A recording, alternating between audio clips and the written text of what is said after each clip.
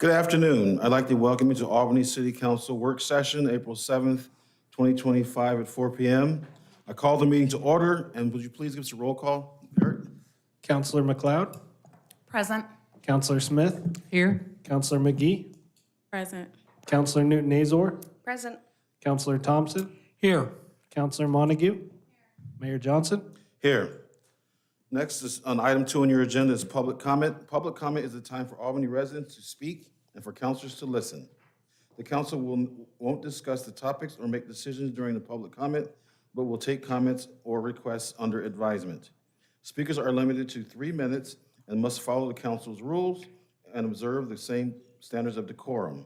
If unable to do so, they will be asked to step down and take a seat in the audience for the rest of the meeting. When you get to the microphone, please give your name and state whether or not you live in the city of Albany, Oregon.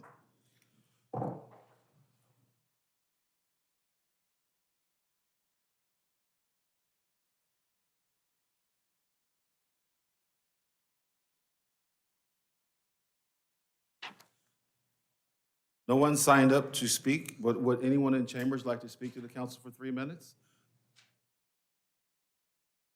CEO of the chamber? I wasn't prepared to do this, but I might as well. So,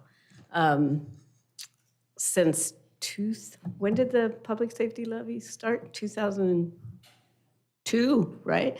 So since that time, the Albany Area Chamber has voted many times to support the public safety levy. Obviously, you guys know the reasons why, but the mayor was back at our Governmental Affairs Committee on Thursday morning, and I'm pleased to announce that once again, we will support unanimously the public safety levy. So you will get that information through our newsletter, broadcast emails, and social media. So good luck to that. Thank you so much, I appreciate it. Next, item 3 on your agenda, adoption of the consent calendar. Council? I move that we, go ahead. I move that we adopt the consent calendar as written. Second. I have a motion and a second. All those in favor say aye. Aye. Those opposed say no. Thank you, council. Item 4 of your agenda, street maintenance funding development, staff and Gallardi Rothstein Group, pages 11 through 42 in your packets, an informational discussion.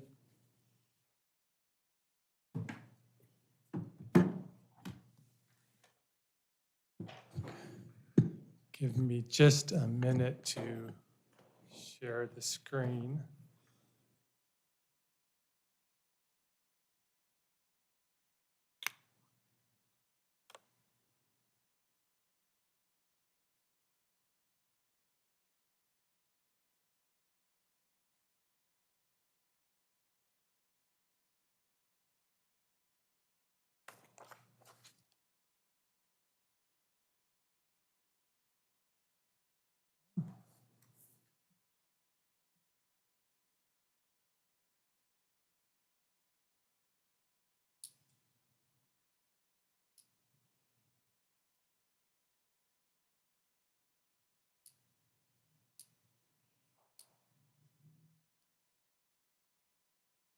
There we go.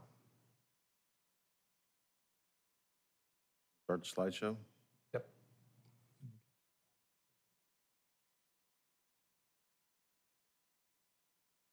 Be a bit of a lag.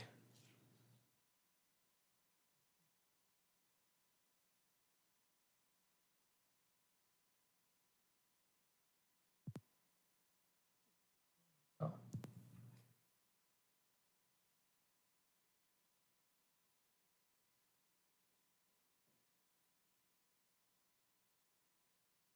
Showing as the presentation on the computer, but not on the screen.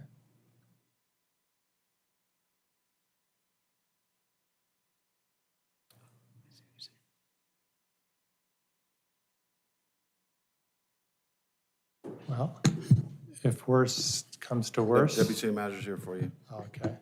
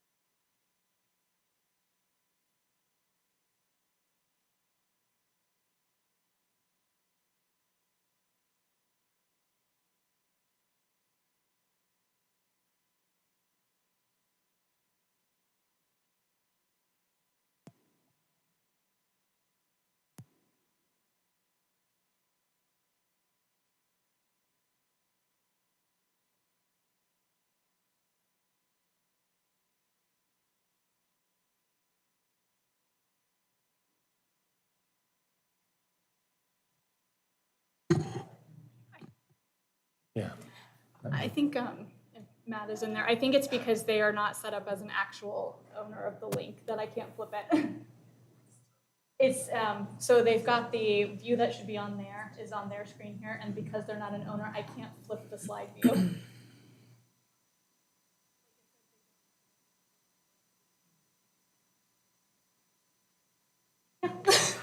It's got to do with who set the link. Huh? But you should be able to go in and basically after they're in slideshow, be able to flip it straight out for them. We could probably just do the other view. Sorry. Why don't you go ahead and proceed, and we'll technology fix it. Yeah, okay. Well, technical difficulties, we can pivot. You can just share your screen and we can see The original. without the slideshow format. view, Oh. it's fine. We were able to see your slides, just not in slideshow view.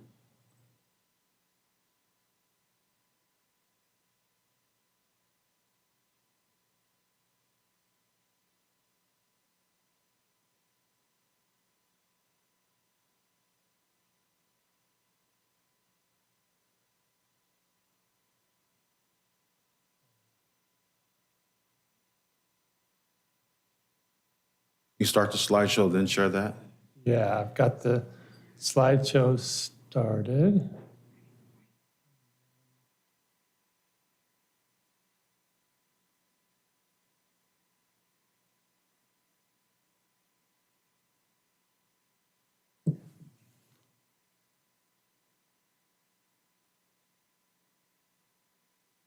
Not.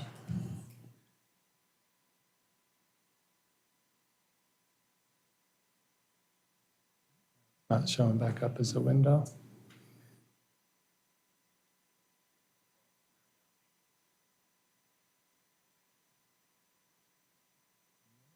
Share your entire screen.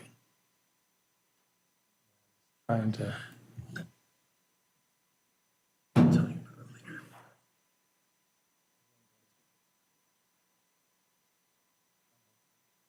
Restrictions that Okay. the actual.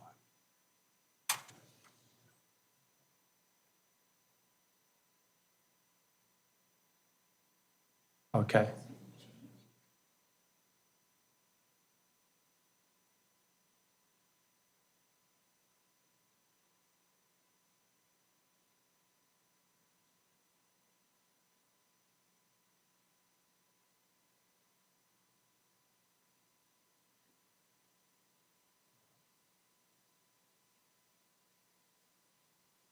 Hey, Matt, if you can help me with that, because now it's not showing up.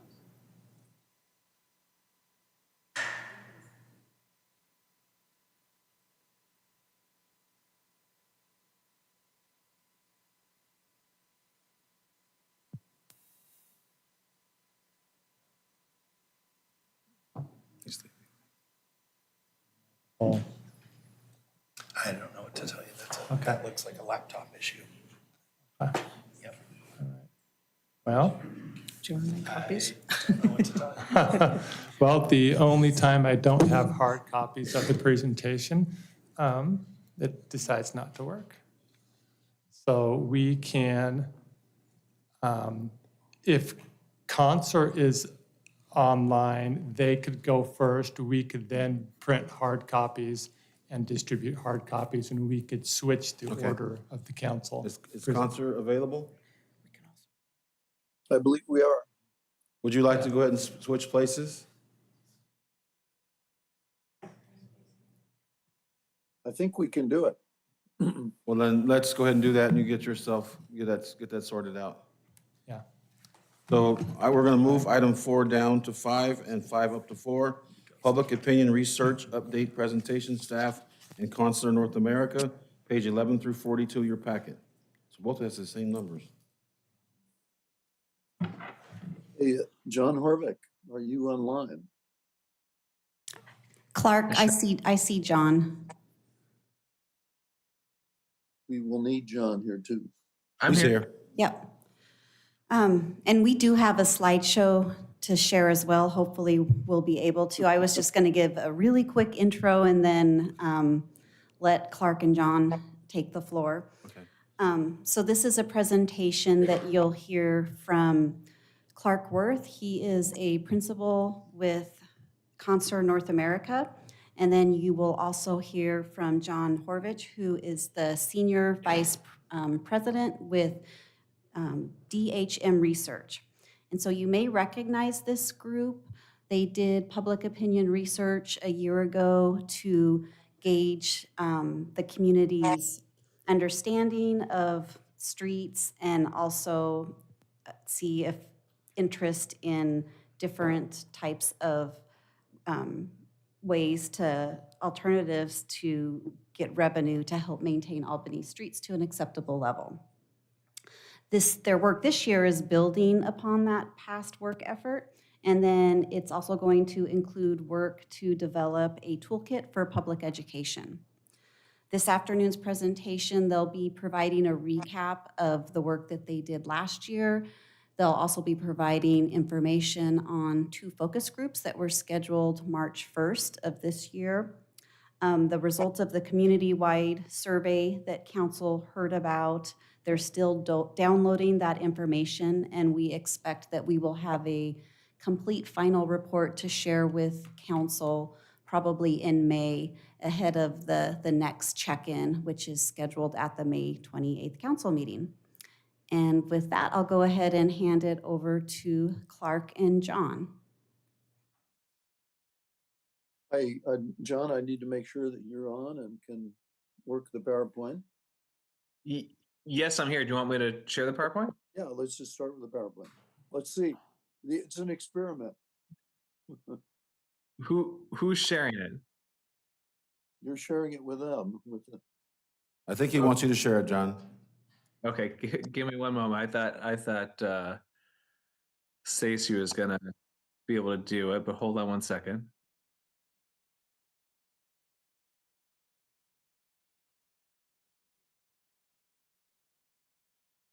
Yes.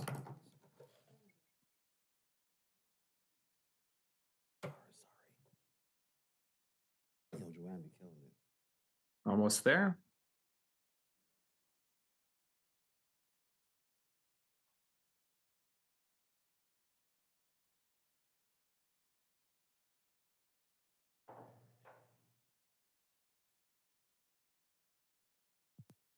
Technology is winning today.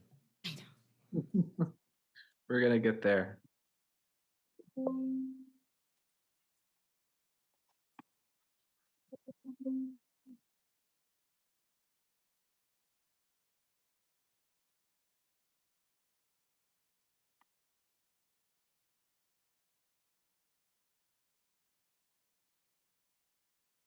It's opening.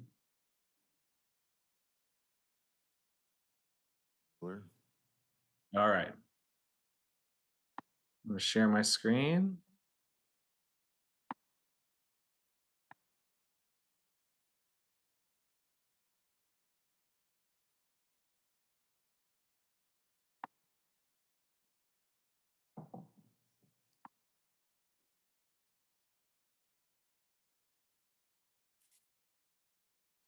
Getting a warning. Gang, appreciate your patience. We're gonna try this.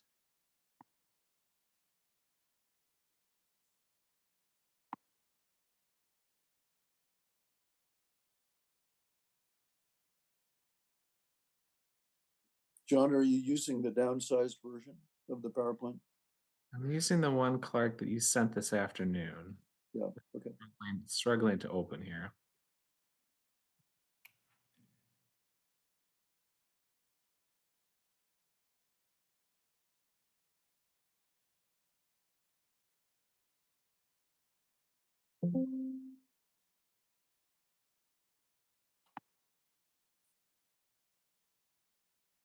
Do you have a copy of the slide set?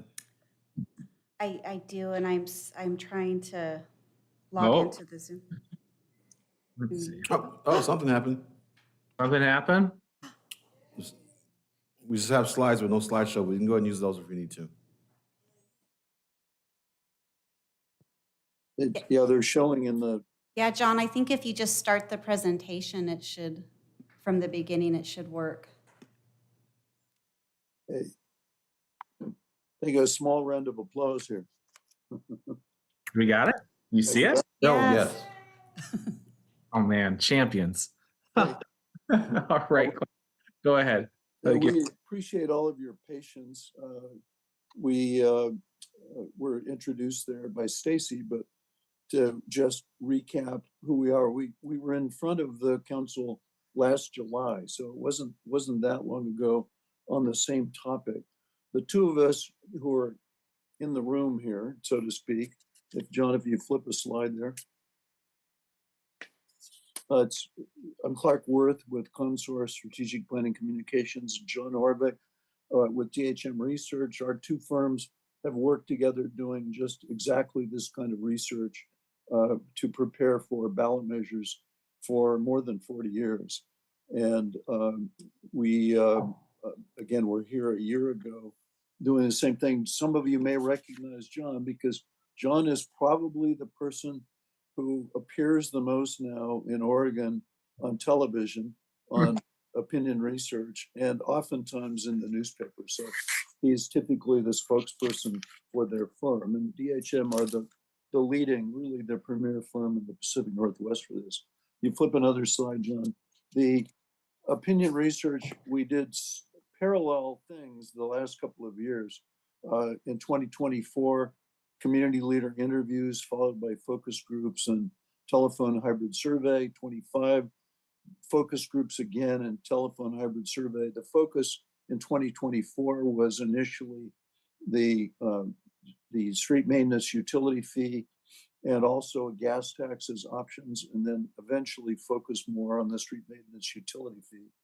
And then this year, much more focused on the gas tax in focus groups, telephone and the telephone hybrid survey.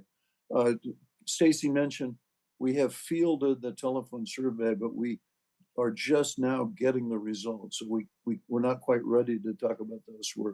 We're the end is in sight here, but we will talk about what we know and be able to compare 2024 with 2025.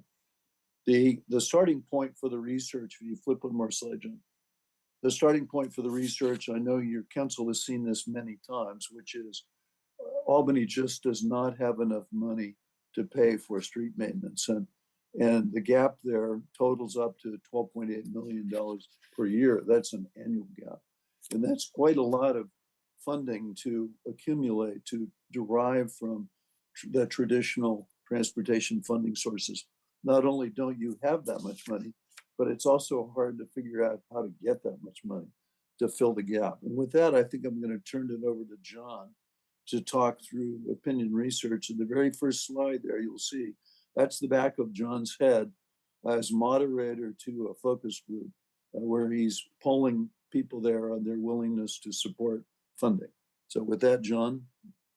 All right, thanks so much. I'm glad to be here. Thanks for your patience as we got this queued up for you. So I'm going to walk through mostly the 2024 research and talk a little bit about what we learned in the focus group research we did early March. And then at the next meeting, we'll talk about what we learned from the survey. The survey is complete. We've collected all the data, so your community members aren't getting any more phone calls, but we just haven't had a chance to go through it yet. Focus groups, just quickly, these are conversations with about 8 to 12 people around the table. They're for 2 hours. They're in-depth conversations about what's happening in the community, what people are concerned about, what they value, and then specifically about how they're feeling about transportation and funding to make improvements to the streets in Albany.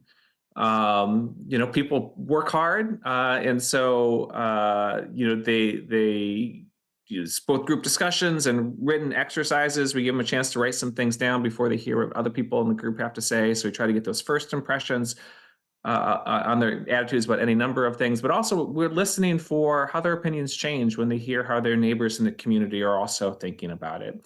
And then, for those who were, for the team that's been involved, they've had an opportunity to watch live if they wanted to, and videos afterwards. The one quick difference between 2024 and the work we just did in 2025. In 2024, we were we're talking to all registered voters. So just broadly people who were represented in the community, because we were trying to get as much insight as we could, but also we weren't sure when things might or if they would be on the ballot. The groups in 2025, they're really focused on likely voters, meaning people who had voted, in this case, in at least 3 of the last 4 elections in Albany. We wanted to just really try to narrow in on that group. So that is a difference between the 2024 and 2025 groups. We also in 2024 did a survey of 300 registered voters. We do things, we reach people multiple ways now. You can't just rely on calling people. We also send people text messages where they complete the survey on their phones or other devices if they prefer. People want and expect to be contacted in different ways, and we make sure that we're using different tools to reach people. I'm happy to talk about methodology, and there's some other words on here, but what I want to just say is that we know how difficult it is to hear from a representative group of people, and we do all the work, take all the steps that are necessary to ensure that we do hear from a representative group of people. So by age and by gender and race and income, parts of the city, we account for all of that. We work real hard to ensure that all voices and perspectives are heard in proportion to where they are in the community. And if there's specific questions, I'm happy to answer them, but I do want you to know that. The research findings, we talked to folks about the condition of the streets, their priorities for improvements, awareness of how things are funded. That is as I'm going to talk about a little bit, a bit of a challenge for getting support, and then their support for additional funding. I'm going to talk about some survey numbers now, and then I'll talk a little bit about some of the focus group results. But in the survey, the broad outreach to the community, the 300 people, one of the questions we ask is just what's the most important issue facing Albany today? And this is open-ended. This is early on in the survey before we've asked anything about transportation. And they can say anything they want, and we listen to every comment that they have. We try to put them into meaningful categories. And at the very top there, you see homelessness. And this isn't about homelessness, but I'll just tell you, I work in communities all across Oregon. And nearly every single one, homelessness is the #1 issue. It's a real problem, but it's not a problem or a challenge that's unique to Albany. It's urban, rural, east, west. It's a challenge everywhere. But then if we look at the different sorts of things people said about transportation, you get to 29%. So concerns about the city's roads, the quality of the roads, the infrastructure, bridges, traffic, congestion, all those things together, they're nearly, at that same level as concerns around homelessness. So it really is a top of mind, front of mind priority issue for folks. We did in the survey then ask, well, just gosh, how is the city of Albany doing maintaining its streets? And here it's a concern, and they're saying, gosh, we're not doing a great job of maintaining our streets. Now, this doesn't imply a particular reason why. It could be lack of funding, it could be other priorities, it could be whatever it is, but just, there's some problems. So 55% think that the city's doing a poor job of maintaining its streets. That bright orange or that dark orange, that 22%, that's the very poor. Look at that. That very good is so thin, we didn't even put a number on it. So this is definitely a top of mind issue, and an issue that people feel like something should be done about, is what you should take away from that. We did ask about a number of city services to try to get a sense too of it's just like, okay, we get in this question, 55% said we're doing a poor job maintaining our streets, but how does that compare to other things?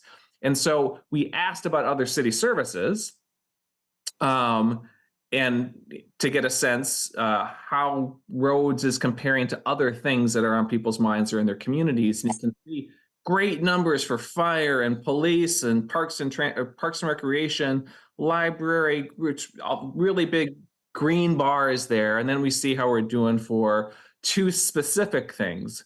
The quality of the city's main roads, just 54% saying they're doing a good job. And then the quality of streets in your neighborhood, what is that, just 45%. And there's that delta between the quality of the city's main roads and the quality of streets in the neighborhood, where quality in streets in the neighborhood tends to do less well, or they say that way, more people say that the city's doing poorly. And that was really clear in the focus groups. And it's also clear when we talk to people in the focus groups, it's not every neighborhood, that there are particularly the older neighborhoods that people really identify as being in poor quality. Here in the focus groups, we did try to educate people a little bit, but so we're talking about road conditions, and they got the opportunity to look at some images. Here are a couple examples. And one of the things we press people on as well, just how should the city prioritize its street maintenance goals? And among the options that we gave them, it was really clear what they said is prioritize the ones in worst condition. That's their top priority. So here are just two examples of the types of streets that are in Albany in some pretty poor shape. It's that one on the left that people are going to say that should be the top priority. Now, I understand this is a public opinion response and there are other goals that need to be met. But if we ask people in Albany what their expectation is, what their desire is, it's really focusing on those streets in the worst condition. We did in the focus groups in 2024 and a little bit in 2025 talk just like where are the streets that are in the worst shape to help provide some context. And again, when people sort of understood where the challenges were, looking at a map, seeing the different types of streets and the road and the conditions in them, it did reinforce their ideas that those in the worst condition really should be the priority. One of the challenges with municipal funding, government funding in general, but then also local street maintenance funding in particular, folks just don't know where the money comes from. And then they often think that there's plenty of money. Maybe it's not spent in the right priorities or money can be shifted. There's just a lot of, I'd say misunderstanding, but just lack of understanding about how funding works. And this is really apparent in Albany. We did ask in the survey, does Albany have enough funding to maintain its streets at a reasonable quality? 13% said, yeah, more than enough. 26% said about enough. 21% said enough, but 40% said that they don't know, and that is educating people, get information out to the community is going to be important. And that was really a lesson learned in the focus groups we just completed in 2025. I'll talk about that in a moment. So some focus group highlights from this go around, the ones we just completed last month. Is without background information about the city's finances and transportation funding, many participants default to thinking we can just take money from some other service and redirect it towards transportation. One, that is possible, and two, that it wouldn't make a big difference in terms of the other services that they care about. There's just a lack of understanding about how city services are funded, what the general fund is, how property taxes fit into that, what the transportation budget is and what sort of dollars flow into that.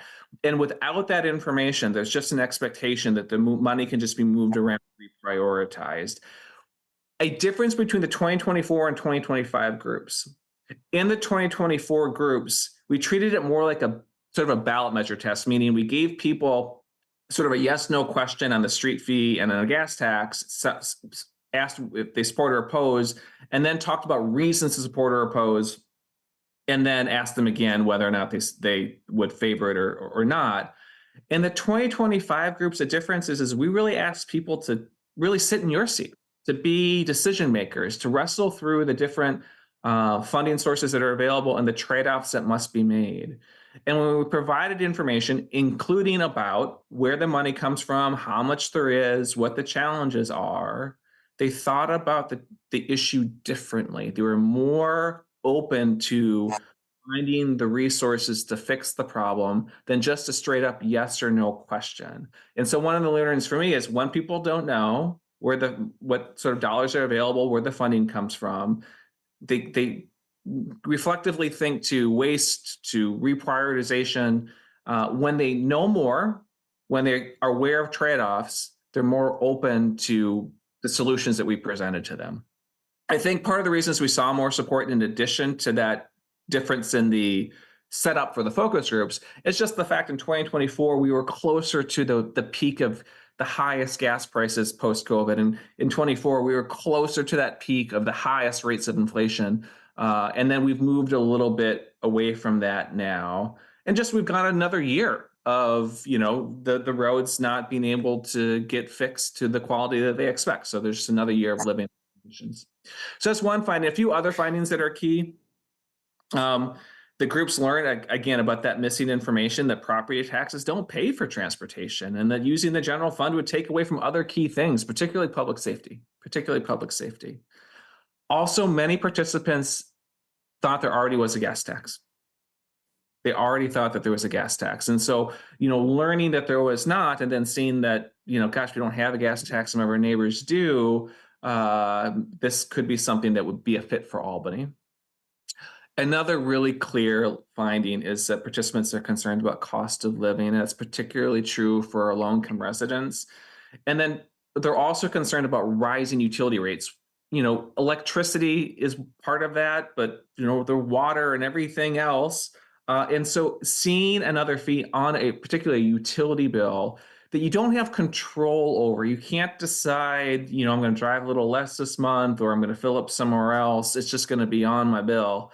There was real concern about that, about the fee that made the fee different from the gas tax. And so, some of the things we heard the participants talk about is wanting, questioning, hoping that if there were a fee, if there could be tiered rates or low income discounts, things like that would make it more attractive to them. But they were really concerned about this cost of living, particularly for low income folks, and how a fee would affect that. And then folks want to see return on their investments. They don't want to say yes to more funding unless they know what it's going to go towards. So, having a plan, I'd say, in particular, being able to focus on those high priority streets, those in the worst condition, those in neighborhood streets. These are things that people want to see that the city has been planful for and will be accountable for. They don't want to just say yes to anything. They have an expectation that they're going to have a clear idea what they're saying yes to. And we had some real good findings in the research so far to help guide decisions about that. And then coming up soon, we will have the survey results. We're gonna get some updated, information on how people are feeling about the community. We get updated information about just, would they support or, a gas tax at 10 cents or 5 cents, a maintenance fee at $6 a month or $3 a month. And then their preferences for how their money be funded. And just a little bit of how do we talk about this? What information do people need to have to understand what this is all about? So those results are coming soon. Wanted to talk a little bit about the backdrop for looking for money statewide as well.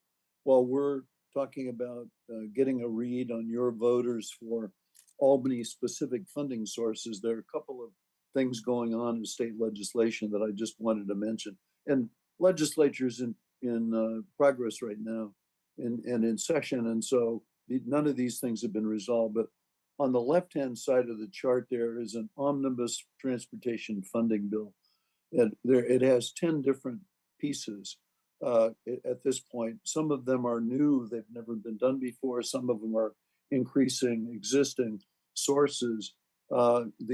The gas tax, the state gas tax, traditionally, part of that has been shared with cities. It's unclear if any of the rest would be shared with cities or how much might be shared with cities. But the potential there with the gas tax increase, the gas tax at the federal level hasn't been increased since 1993. The state gas tax has only been increased once since then.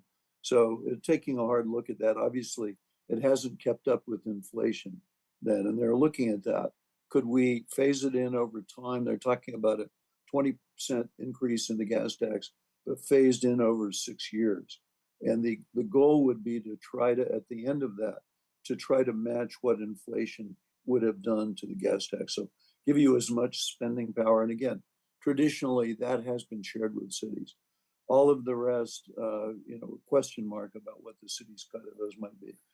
I will say that the package altogether is in the $1 billion to $2 billion range per biennium. So it's a significant amount of funding, but most of it would be to address ODOT's funding shortfall, which I know you've read about in the news.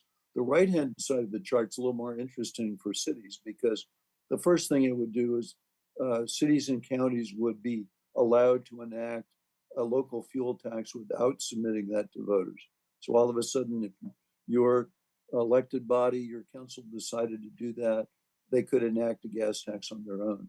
The other is the counties would be given the ability to enact a local vehicle registration fee, and then that potentially could be shared with local governments or might just focus on county roads. They could also combine that with another county. So they foresaw the idea that maybe two adjoining counties, in this case, Lynn and Benton, for example, could enact a local gas tax at the same time. So you wouldn't be seen as possibly driving gas purchasers from one community to the next that's nearby.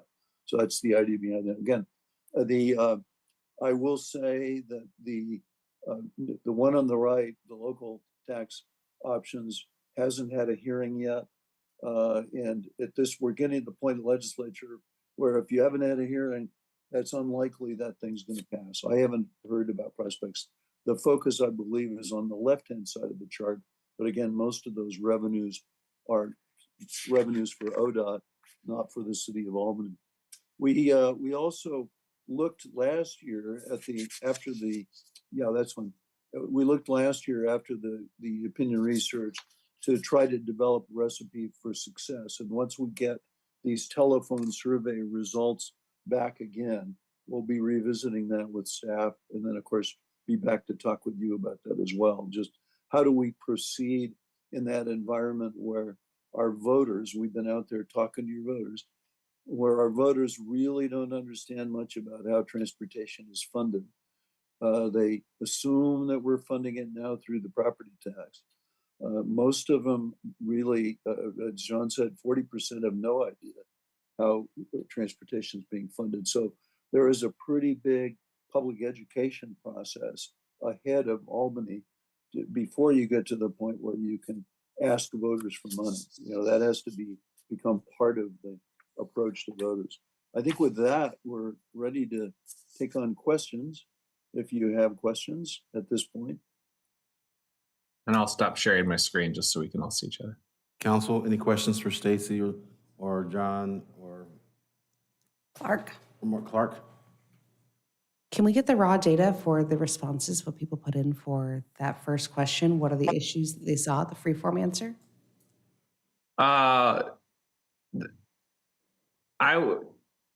They're coded. I'm hesitating because typically I would have to strip all the personal information from it. There's some personal information that's in that data file but I can strip it. Yeah, So just please remove all PII. Yes. Yep. Yeah, that can be done. The other thing about focus groups, if we're talking about focus groups results, these are mainly what we would call qualitative research. And so we put some numbers on those, but recall the number of participants in these groups they're very small. So you can't they're too small to draw conclusions about from the numbers. You can definitely get an idea about people's opinions about things and values, et cetera. But looking at the numbers when the number of people participating is so small is risky.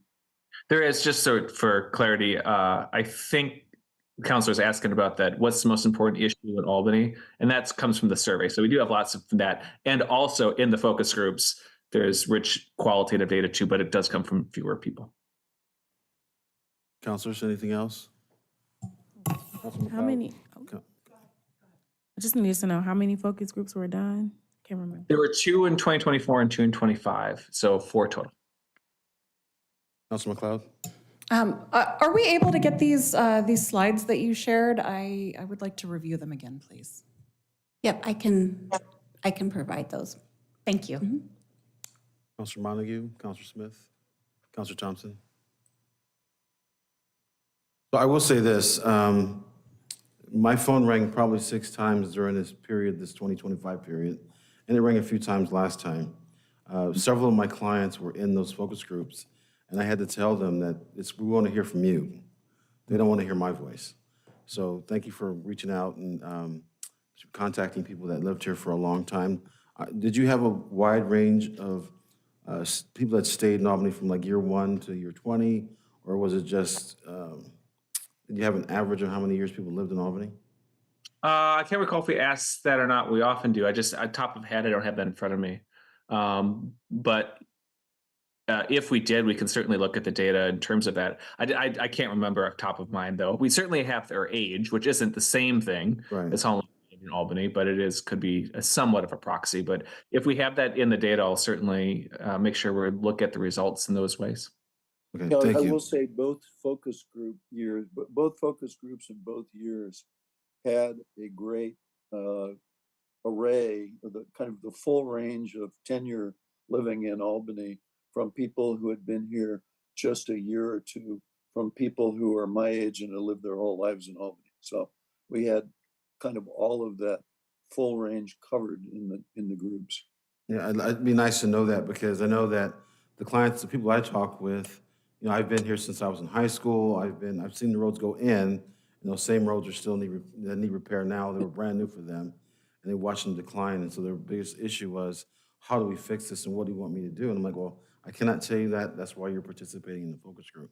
Right. So One of I've done a lot of focus groups over the years around transportation. It's one of those issues where people's sort of thoughts about it are often in comparison to something else, the past or some other community, particularly one that they've lived in. right. Yeah, so I that resonates with me that folks would be asking about that to you, sir. Yeah. Council, anything else? Well, thank you, gentlemen, both very much for your time today. Did you have anything for us, Stacy? No, thank you. Thank you for your time. Appreciate that feedback. Yeah. But we would appreciate the slides coming to us. Thank you very What day were they much. coming back with the additional data? Yes, and additional data. It'll be, yeah, we're going to be presenting at the May 28th meeting, and we will get the information to council ahead of that meeting. Excellent. So we'll have all of the presentation that they're going to be sharing before the 28th? Definitely the complete report, and then we'll try to get the presentation ahead of time too. Awesome. Because that's really helpful to have it ahead of time so we can have questions. Yeah, I appreciate the presentations ahead of time as well. Thank you. Thank you. Thanks. So can we go back to number 4 now? Street maintenance, funding, development, staff, and Gallardi Rothstein Group. We get it working? Laptop now. Oh, there it is. There you go. I'm looking over here, yeah. All right, I appreciate your patience and being flexible to switch out presentations. That's helpful. So thank you, Mayor Johnson. My name is Rob Emmons. For some of you who have not met before, I'm one of the assistant city engineers in the Public Works Department. And I'm part of the team that's working on street maintenance funding. And with me is Deb Gallardi. She has done a lot of work for the city over the years, ranging from system development charges to the most recent is the city services fee. A lot of work with that. So she is well-skilled and well-adapted to be working on the street maintenance fee details. So one bit of clarification, back in September, that's when council passed the ordinance for the street maintenance fee, and that's what allowed then Deb and I to start to work on the details. And that's what we've been doing over the last few months. So I'll turn it over to Deb in just 1 second, but I want to keep, kind of have council keep this in the back of your mind. Toward the end of Deb's presentation, we're going to come and ask for some clarification from council, kind of what we've been doing, make sure we're on the right track with what we've been doing, and then ask for a couple guidance steps. So if council then makes the steps to implement the street maintenance fee, that will allow us to take those necessary steps to do that. So with that, I'll turn it over to Deb. And do you want to click through? Sure. Okay.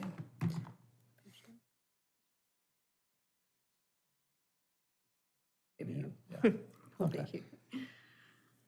All right, so we'll first just talk a little bit more about our work plan.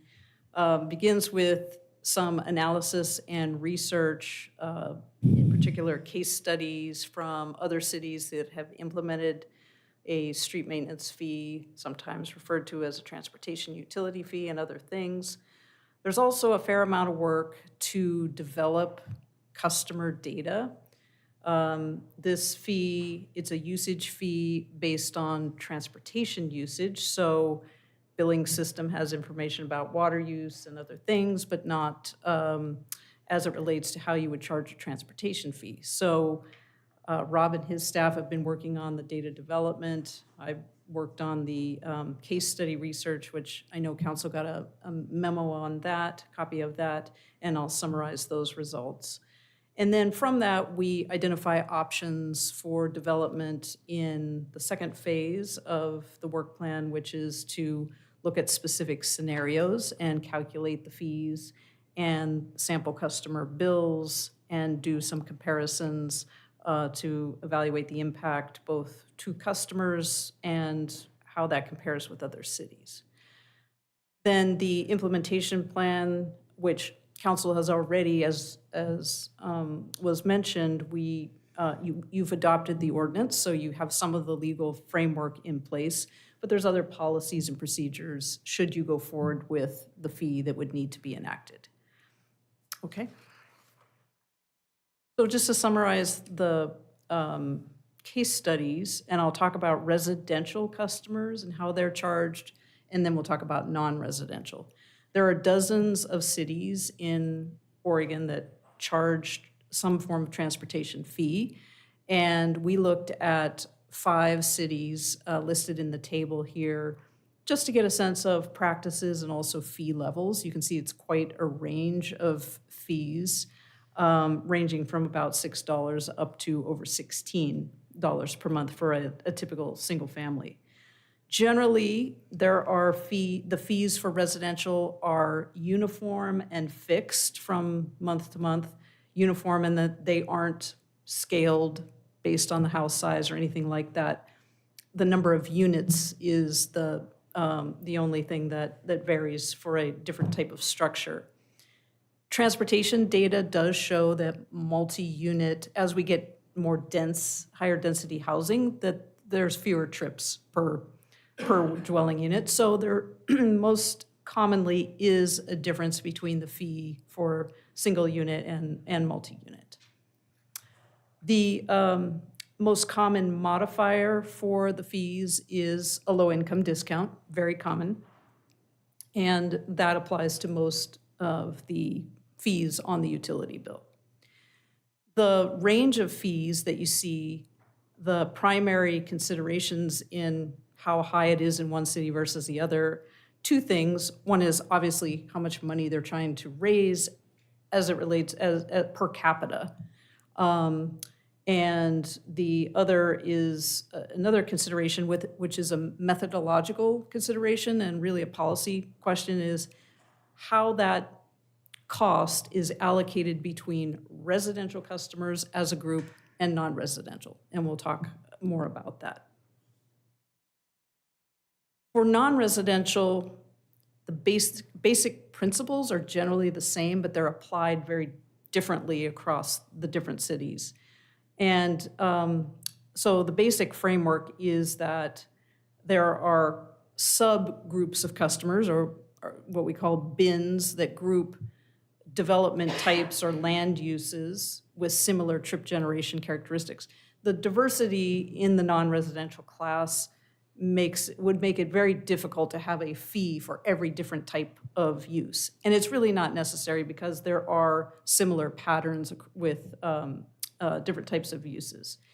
The other difference you'll see with non-residential is that there is most commonly a scaling mechanism. So for most types of uses, it would be based on the square footage of the building.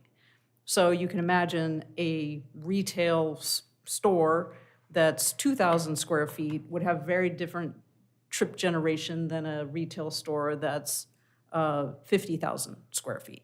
So to be most equitable and defensible, there is generally some scaling. There's both the different rates by bin going up, and you can see in this table that this particular city has 6 different standard bins, and the transportation fee per unit ranges from 30 cents per 1,000 square feet all the way up to $43.31. So a big range in the fees, and that's because the trip generation per 1,000 square feet of building varies greatly. Trip modifiers for non-residential take into account the fact that you do have this much larger range, and you do have some customers, either because they're very large in scale, like square footage, or because they're high trip generators, convenience stores, those sorts of things, banks, that they generate a lot of traffic, and therefore under a trip generation type model would have fees that are very high. And so in some cases, not all, and it's certainly a policy question, there are some trip caps or some modifiers that go to address those affordability issues on the upper end. And so that could be capping the assumed trips that are generated for the bin, individual bill caps that take into consideration both the scale of the customer and the trip generation. Sometimes minimum charges, so not all of the costs in that case would scale based on the size, and so it could be a kind of a combination flat charge that applies to everybody, and then a trip generation component. And then certainly policy issues come into play of concern over schools or daycare or whatever type of use perhaps that cities will sometimes provide some accommodation for. So in our rate development process, the steps then, which will be in this phase 2, once we get the data developed, which is close, and we'll talk more about the timing in a little bit. But one of those first issues to address is how much is going to be recovered from residential versus non-residential. And typically we look at a couple different technical data-driven models. One would be that trip generation, just how many trips do residents are estimated to generate versus non-residential. Another approach is to look at the number of lane miles by street classification and to make some assumptions about local streets, for example, that residential should pay 100% in some cases of the local street lane miles, and then maybe collector lane miles would be split somehow, and then as you get to the larger like arterials, that non-residential would pay more of those. So that's another way to approach it. It's all about trying to figure out what's a fair and equitable system. And in some cases, cities have looked at those and said, let's just split it, call it 50-50. So we'll be bringing you options for your consideration, and importantly, show you how the rates would change under those different options. It's a little hard until you see the numbers to really, we won't ask you to make those policy questions tonight. Then as we get into the rate structure design, really a lot of the questions focused on that non-residential piece and how many bins and how to set the breakpoints and whether that should be fixed versus variable rates. And then the rate modifiers, which are very locally specific in terms of your policy objectives. And finally, implementation considerations of phasing in the fees, how you deal with appeals, and updating to make sure that, unlike the gas tax, the state and the federal gas tax, that you're keeping pace with inflation. Because the non-residential is the most complicated, just wanted to give you some of the things that we look at and show you some analysis that has been applied in other cities.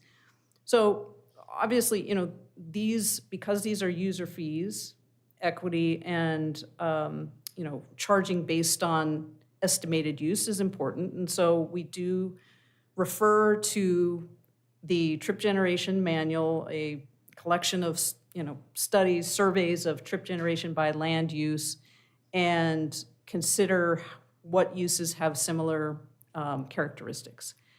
And then we look at your own data to see where you have, when we look at the total square footage for the city, how much of it relates to uses like industrial or manufacturing that are kind of on the lower end versus maybe office, retail, convenience stores. And certainly within retail, that has the broadest range of trip-making characteristics. On the one hand, you have furniture stores, which have a very low trip generation rate per 1,000 square feet, and a convenience store, which would have a very high number of trips per 1,000 square feet. So we're trying to strike a balance of how to charge very different uses.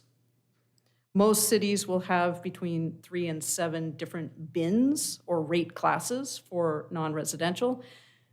This just shows you, rate making is part science and part art. The science and the technical data look something like this, where, and Rob is busily working on this for the city, is to look at, on the one hand, we've got the square feet, and on the horizontal axis, we've got the trip rate. So low-end trip generation, you can see in this city, there was a cluster around manufacturing, warehouse, industrial, all with very low trip rates, was a significant amount, 30% in this case, of the total square footage. So it makes really good sense to have a rate and a bin for those uses.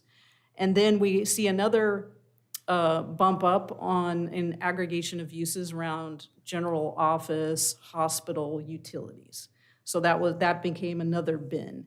And then you've got kind of then we start getting into retail, and so there are low impact kind of retail, the integrated retail like large scale shopping centers, things like that. And that became bin 3. And bin 4 then was medical office, superstores, starting getting in that higher impact. And there was, at the tail end, generally you get this fast food convenience kind of bin. So this is a typical way where the data helps inform how we establish the rate structure. But the art around this will come about how we balance the different policy objectives. So, and we can come up with a really equitable rate structure, but if it's really costly and complex to administer, it's a trade-off. And we can consider discounts for particular uses and caps, but then we have to understand that once we set a target amount for the fee, that anywhere where you are discounting on one side, it's got to be picked up by everybody else. So that's going to be, some of that balancing of policy objectives. Thanks, Deb. So council direction. So this, as Deb explained, we are kind of approaching this as, non-residential and a residential classification versus, like an ultra simplified version could be one fee for every property. And, we kind of, that is certainly an option. We are breaking it out into residential and non-residential. And then within the residential, basically a single dwelling unit, and then a multi-dwelling unit for the residential side.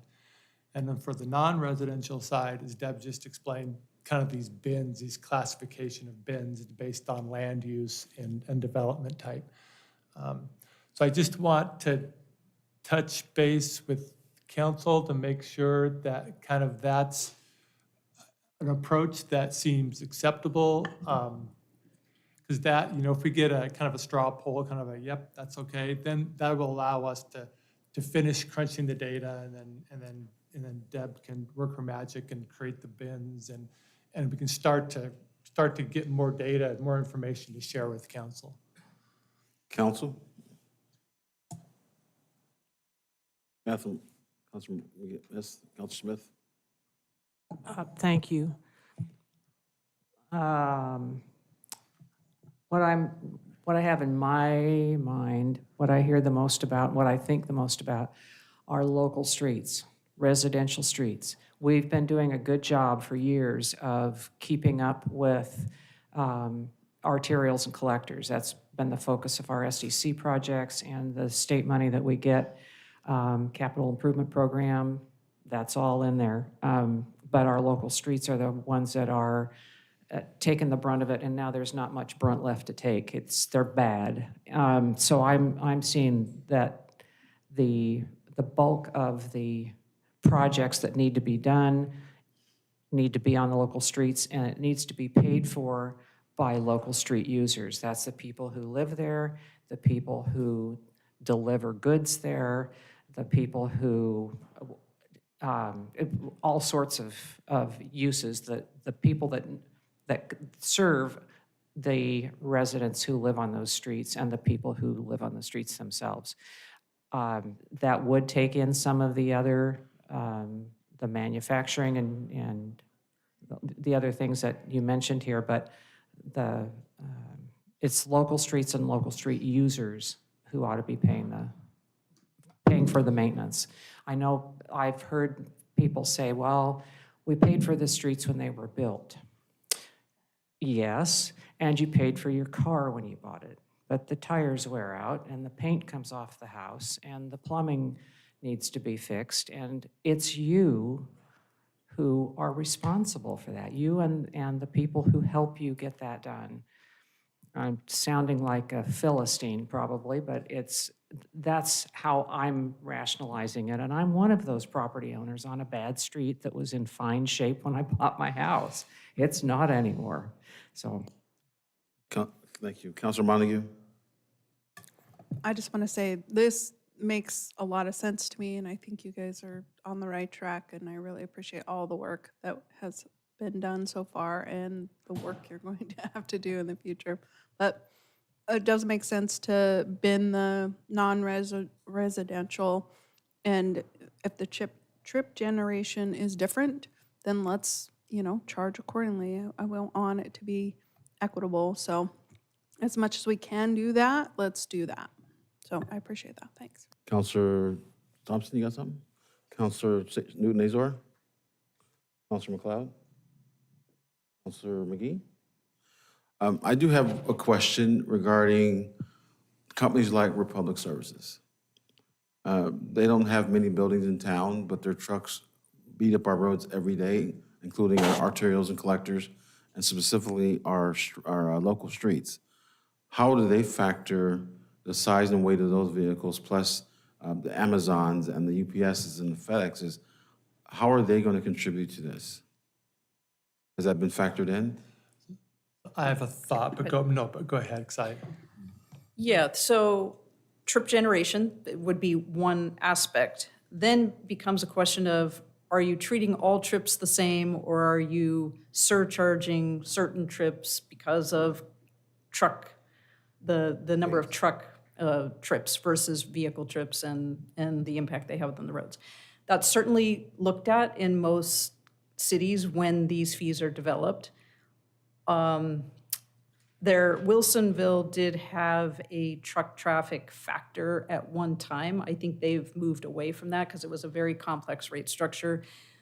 One of the problems with the truck traffic factoring in the technical analysis is that there's not good survey data for all the different types of uses that have truck traffic. So, there's a number of land use categories where the data is available and says, yeah, that seems to be, a fairly high percentage of the trips are generated by trucks. But just because another category shows zero, it doesn't mean that it's zero. It just means there's no data.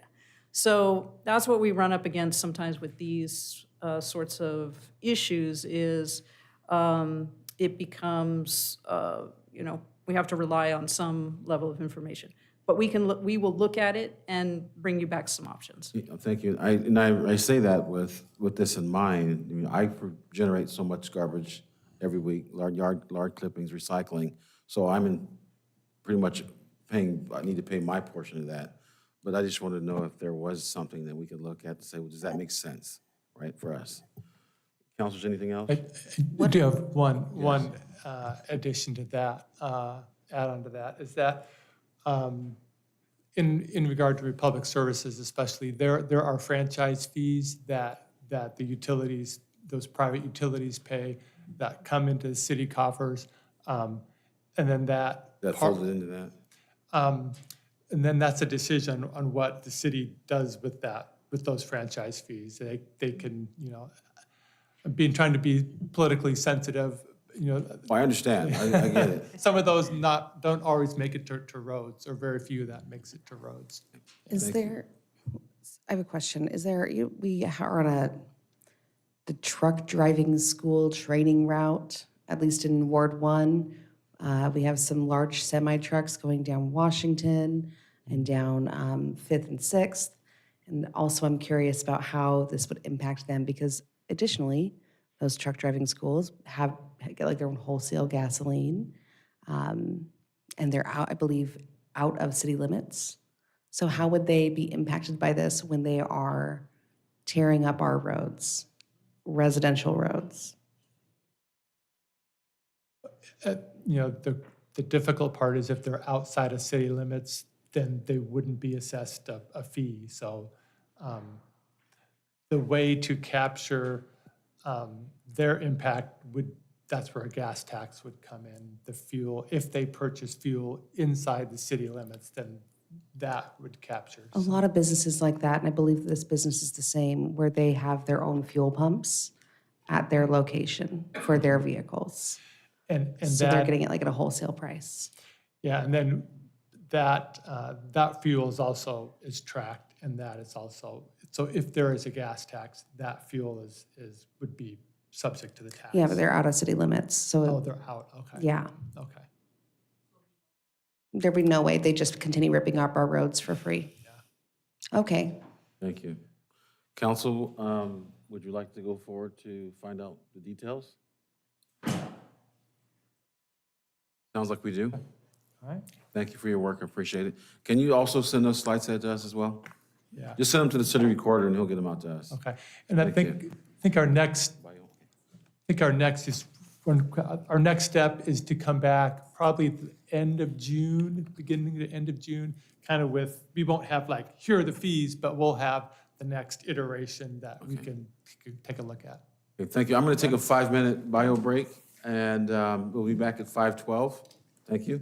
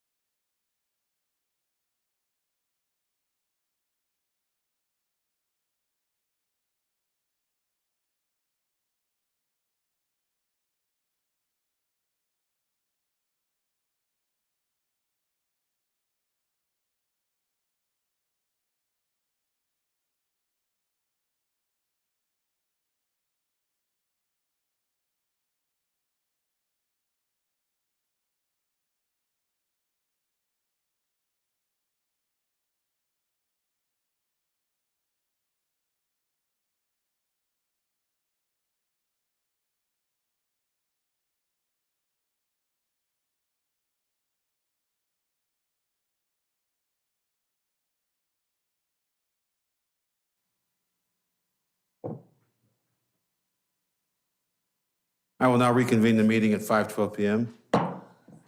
Next, item 6 on your agenda, ECD Economic Development Grant Presentation.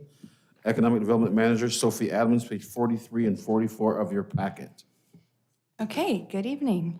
Sophie Adams, I manage the Economic Development Program here at the city. Okay, so what we're doing today is following up on some requests and discussions that we've heard over the last few months about potentially starting Albany's own economic development grant program. So today we'd like to share just some preliminary research from other cities, discuss the different elements that make up a grant program, and then think about how we here in Albany would go about that process. So again, the goal for today is for you to give us a general sense of direction, whether you'd like us to pursue a citywide grant program right now or not, and then any other high-level sort of characteristics of a program that you as a whole body might want to see. Okay, so I'll go through this. This is just a snapshot of what we've learned from other communities. I'll talk through each of these things. Quick thank you to Mary Dibble, who helped us with reaching out to everyone. So we asked 8 questions about different programs throughout the state. We got answers from 10 jurisdictions and information on about 20 programs, with one outlier, and that's Clackamas County, which has a huge population. The average population of the cities we talked to is about 67,000. We talked to 2 cities that are roughly the same size, 5 that are smaller, 3 that are bigger. The total average funding available, so that would be if a city has a grant program, they offer this on average per cycle is about $300,000. And most, as you can see by the numbers, have multiple different programs each. Individual awards range from $2,500 on the small end to even up to $749,000 on the big end. So that's a huge gap. So that's why like an average number of around $300,000 to $400,000, it's a useful number to know, but it is only useful in context, right? That's a huge range. So a $2,500 award amount makes sense for an awning program, for example, but it would not make sense for an infrastructure program, okay? So you have to think about those in context. Like I said, most have multiple programs with different goals and different funding sources.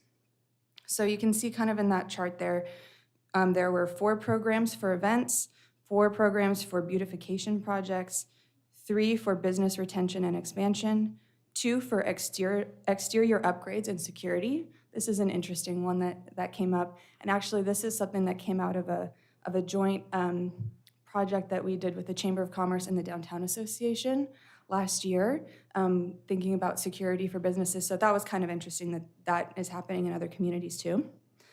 1 workforce development program, 2 brownfield and pre-development assistance programs, and 4 infrastructure and industrial capital investment programs.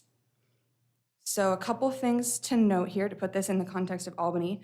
Albany already has a grant program for grants and for events and tourism through a partnership with the COG, the Council of Governments here. We also have access to EPA grant funds for brownfield projects, so we check that box too. And through the Oregon Main Street program, we also have access to hundreds of thousands of grants for historic preservation and downtown beautification projects. So those 2 areas of this we're already doing really well in as well. So in getting the feedback from other communities, a couple tips that they shared: engage with banks, the Small Business Development Center, and other resource providers to make sure we're enhancing offerings rather than competing or duplicating efforts. So this would be before we set something up, talk to your other resource providers so that we're not repeating the same thing. And also talk to your business community first. It seems like a no-brainer, but it's easy to kind of jump ahead and say we want to set something up.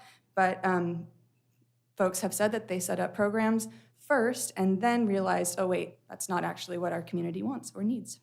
Your slide's going to advance or no? Okay, thank you. Okay.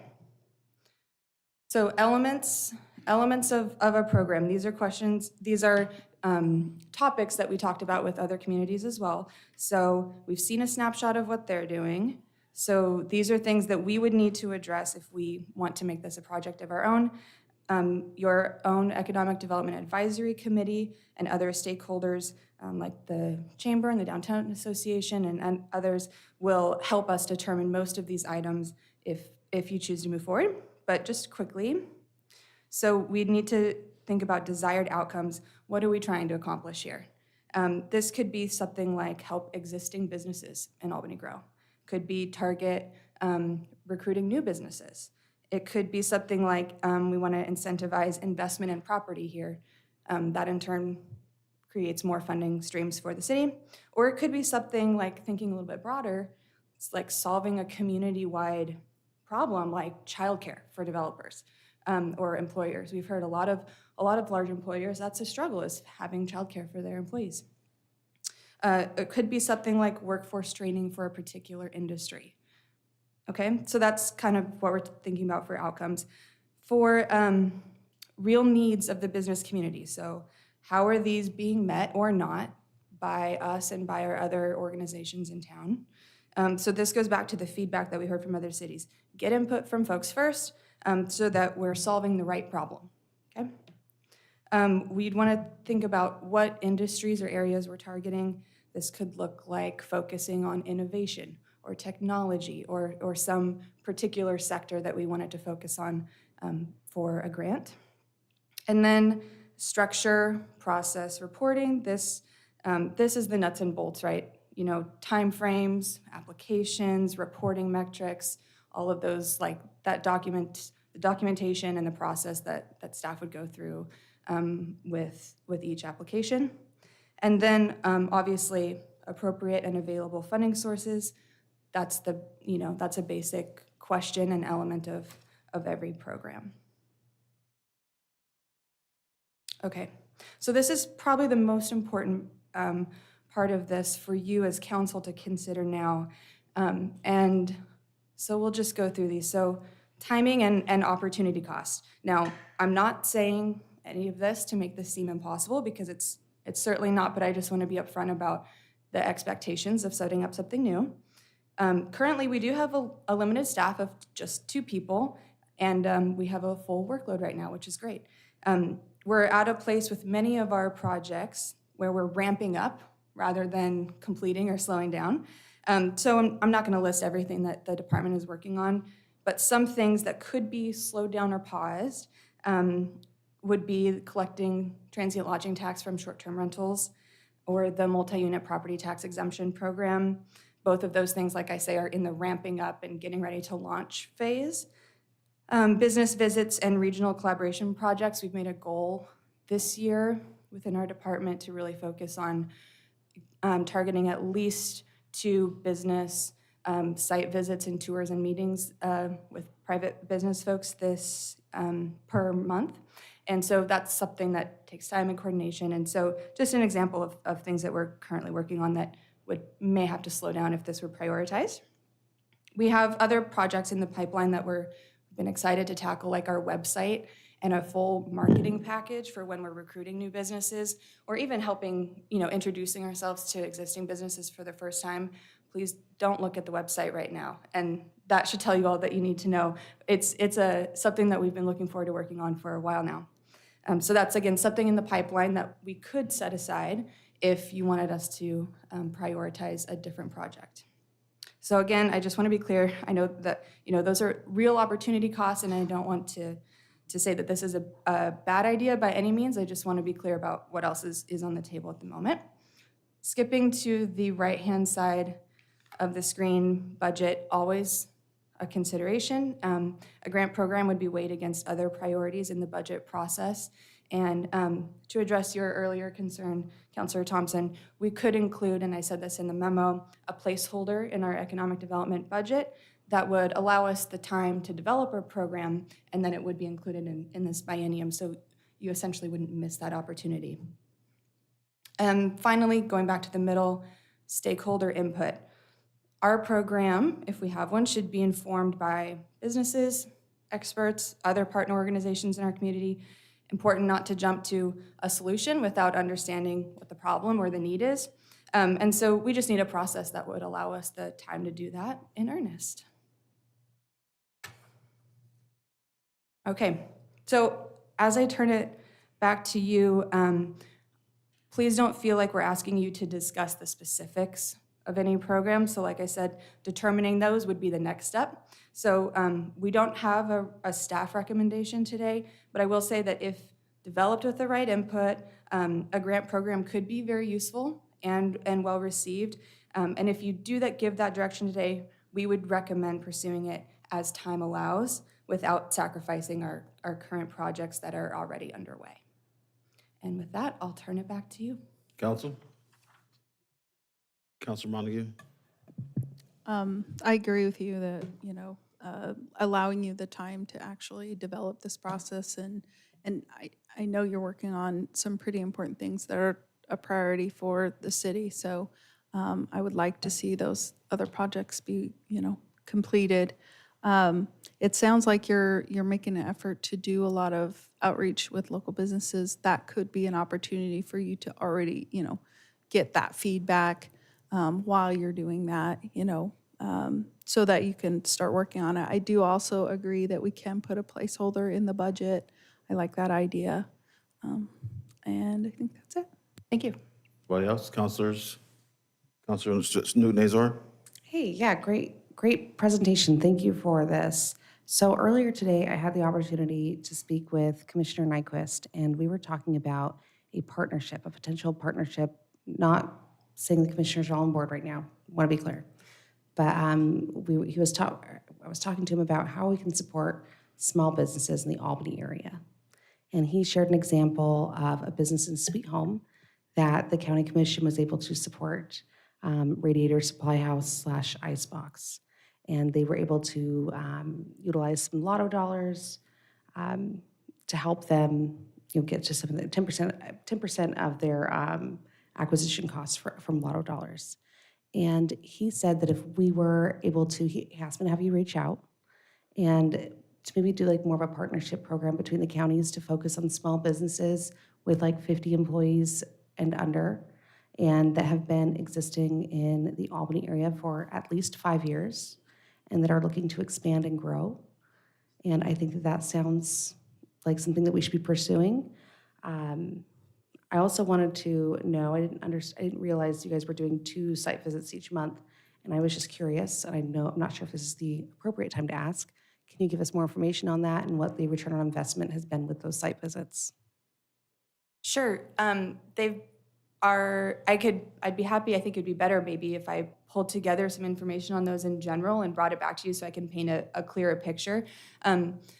We target all sorts of different businesses. Often, to start out with, we kind of went with ones that we already had some sort of partnership with in the past. It's a great opportunity to check back in with someone and say, oh, you've used our Enterprise Zone program in the past. Let's check in and see how you're doing and get to that return on investment.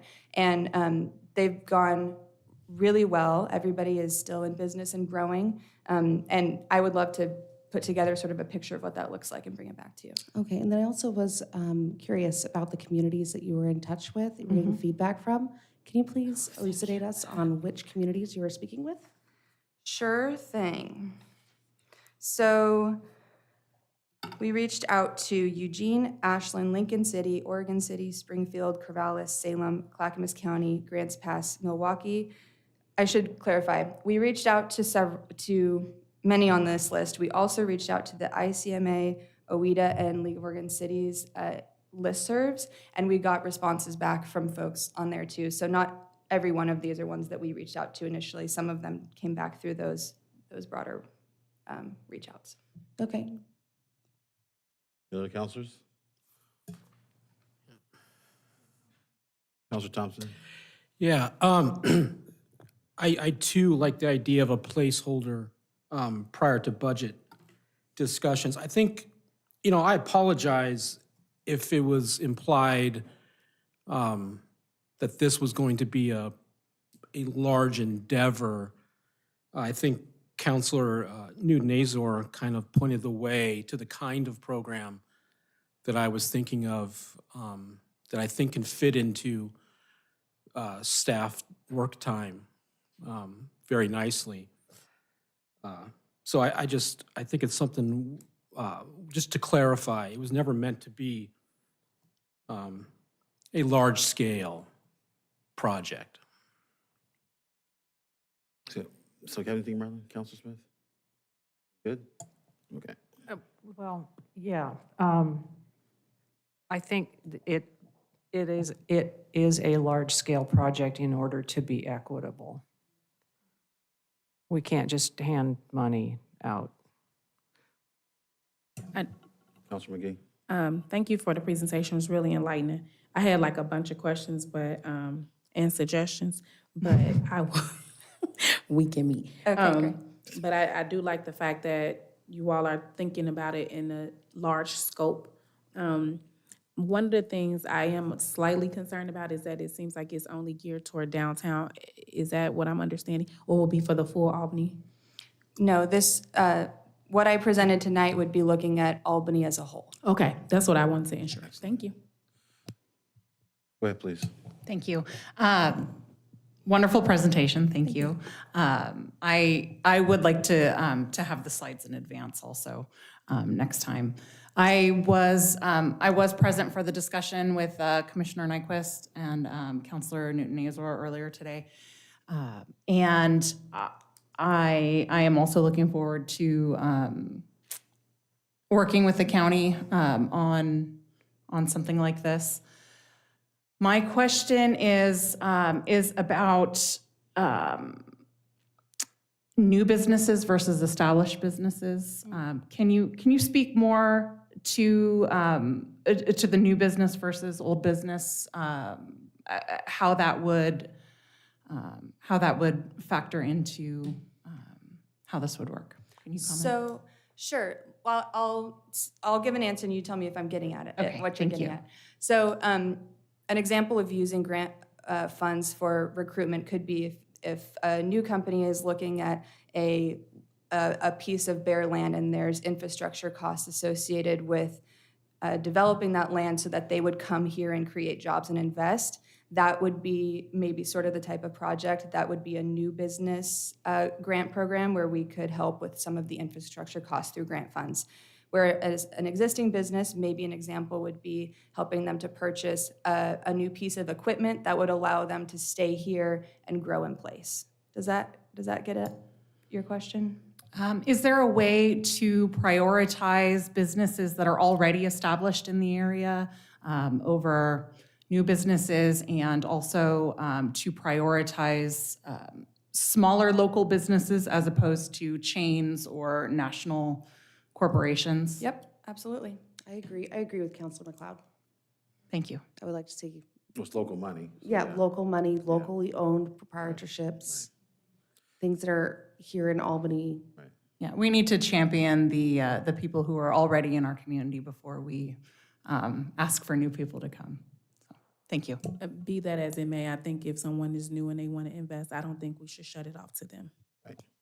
So, you know how I feel about this. I'm all about meeting with business folks, having them come to town. And what I do, I don't know if you guys know this, but when a business reaches out to me, we have a meeting, I take them on a tour of the city, and then I bring them to staff and I walk away. And that's very purposeful because I don't want to be involved in those discussions. It's not my job. It's not my role until it may come back to us to vote on. So I don't want to have to recuse myself. And so we've done that a few times. LaCommerce Laboratories has opened up. Things are happening with that. So I appreciate this, but I do like that we need to, the budget, public safety levy should be our priority right now. So after the placeholder, I think it's a great idea. And so I'm good with that direction.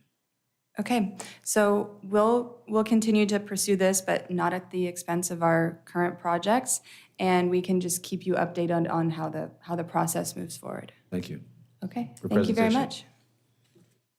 Next, item 7 on your agenda, Collaborative Tourism Program, CTP, Grant Program Update, Jennifer Ware, pages 45 through 49 in your packet.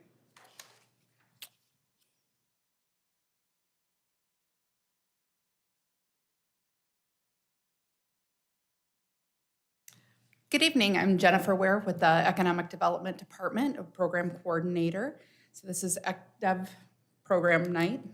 I'm actually talking to you about the next two items on the agenda, but first up is the CTP grant update. So you'll see the proposed updates that we have to the Collaborative Tourism Grant Program and the application in your packet. We've had a lot of questions coming in from applicants as well as the Tourism Advisory Committee themselves that reviews and awards the grants about the process and questions regarding the application. So we took that time and saw a need to clarify the language in the process and application itself to ensure that the applications that were coming in met the purpose of the grant, which is to support new events and programs that aid in bringing out of area dollars and tourism to Albany's economy, as well as to set up specific timeframes for the grant application and selection to have consistency going forward. It was always kind of a little bit of a flex, and so we wanted to just really try to set those deadlines and those timelines. The committee met and we also sought feedback from prior applicants and tourism partners such as the Albany Visitors Association. They had provided feedback and those recommended updates are being included in that packet. The project eligibility was also expanded to include placemaking and public art projects, as was suggested from the council in January, to meet additional funding needs for the arts. On that note, I do want to draw attention to the word mural in the last bullet point under eligible projects. It was inadvertently left in the packet. The recommendation from the committee was to replace it with other publicly owned art after gateway beautification process. So I do apologize that that was inadvertently left in there.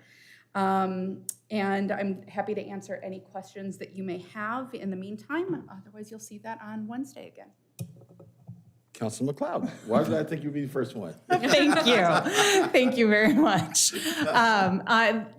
And I apologize, my questions didn't come earlier because they didn't come to me until late. I spoke with my appointee to the committee, and she did draw my attention to the inclusion of the word murals, and so thank you for addressing that. This is why it's very important to have that communication with committee members, with our CAG members. So thank you to my committee member for drawing that to my attention earlier. She did also indicate that perhaps instead of omitting the word murals, we could change it to public art such as murals and statues. I don't know if that was discussed with you at all. No. No, okay. Or including murals and statues. I'm sorry, sir? What was Or that? including murals. Or public art such as murals or statues. Also, she didn't want to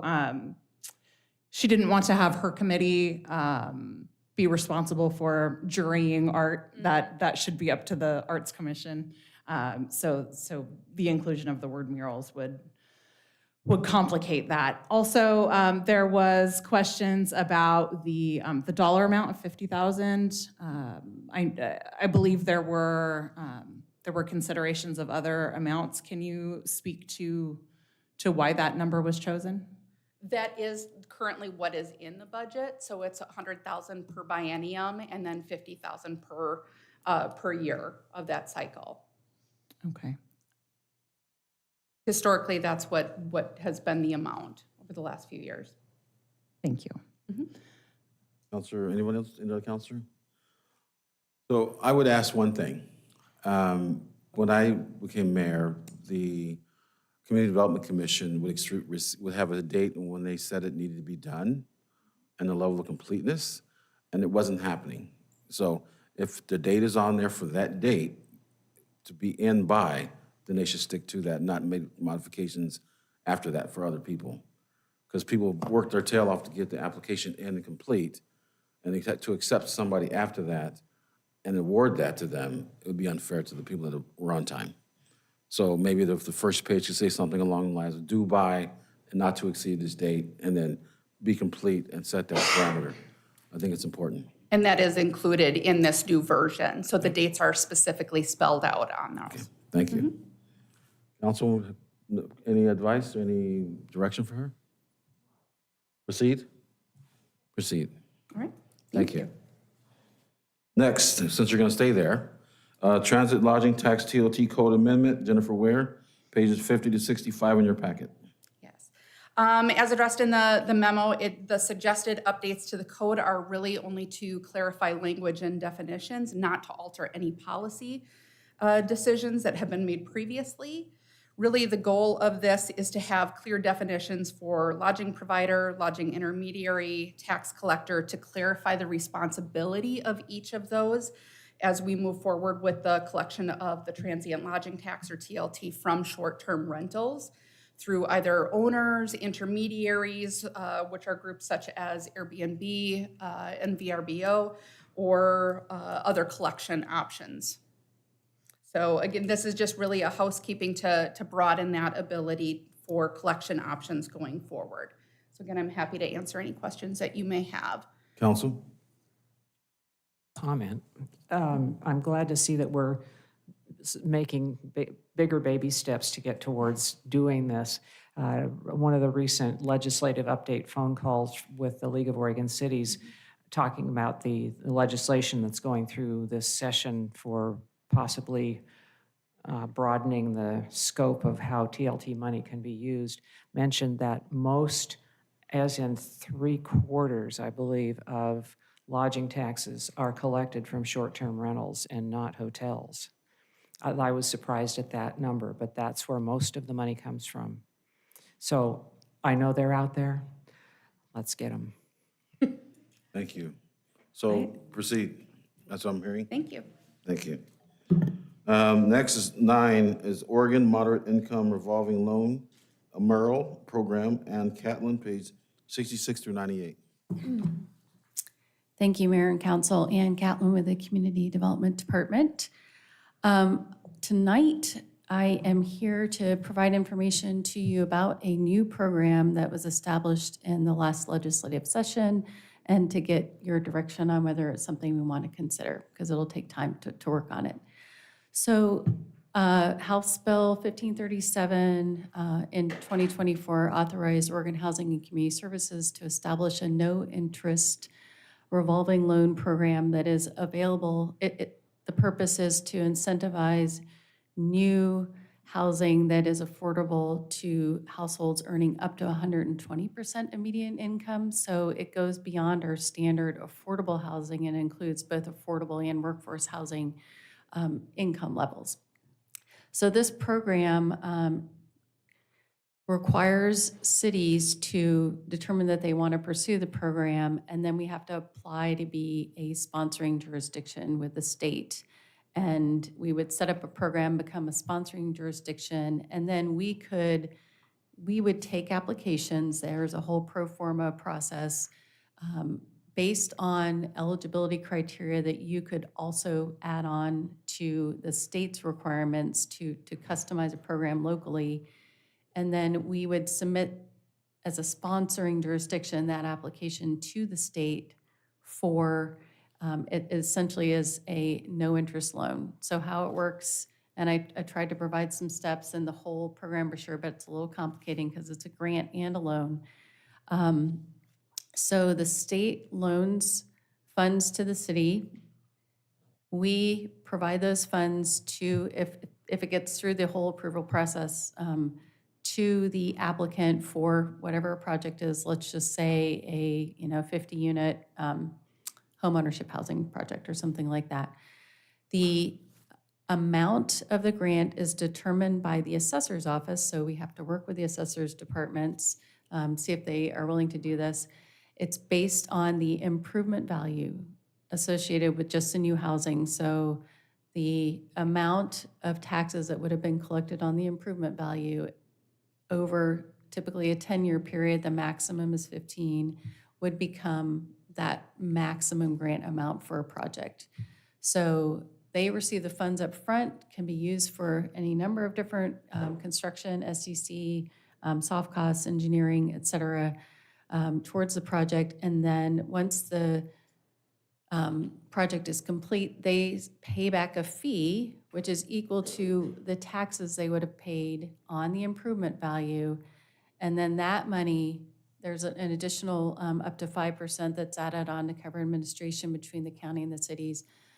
Minus the administration, that fee goes back to OHCS to pay the loan that the city gave. And then that money continues to revolve back out throughout the state.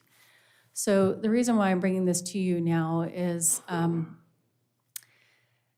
it would take time to set up a program. I mean, first we would need to work with our county partners and GAPS to determine whether they have interest, and this could be a 10-year, basically a tax abatement program, but it's a different tool than what we had in our toolbox when we came to you with the housing implementation plan. And once the budget is adopted, we're going to be coming back because we told you we would come back with, you've already considered the low income rental property tax exemption program, which is an abatement program, but it's different. And you may go, wow, I like this program a little better, or you may want to consider both or just one. And so we thought it might be beneficial if you think there's, if you're interested in this, for me to see if this might be more palatable with the counties and maybe some of the other programs that would incentivize housing needs. And then if there is interest and willingness to support the program from our taxing jurisdictions, then I could work with you and you would determine what kinds of programs you would want to support and what kinds of applications. And we would set that up, and then that would be part of our package that we would submit to the state to become a sponsoring jurisdiction. So I'd be happy to answer questions. What I'm just trying to find out from you is there interest in us pursuing this? It doesn't commit us to doing it, but it means I just need, I'm busy, I need to schedule time, and it'll take a little time to meet with the counties and then schedule, work sessions with you to figure out what the program details might be if the counties and the school district are supportive. So Councilor Newton Azor? I'm good on it. I'm supportive. I think this would be more palatable than the previous one we talked about. The low income. I have questions. I tried very hard to understand this when I read through it. I read through it a couple of times and I'm still confused. Who pays whom?